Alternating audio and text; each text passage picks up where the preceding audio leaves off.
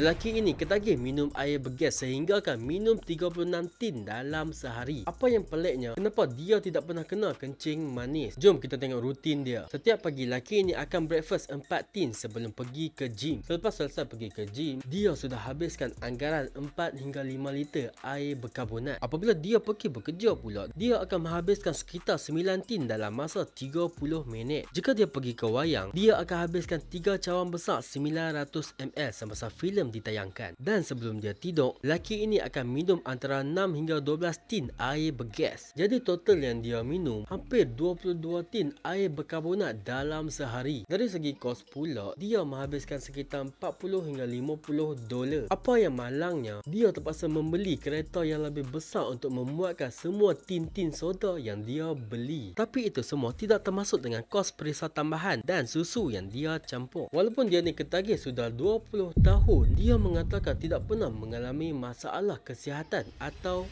pergigian.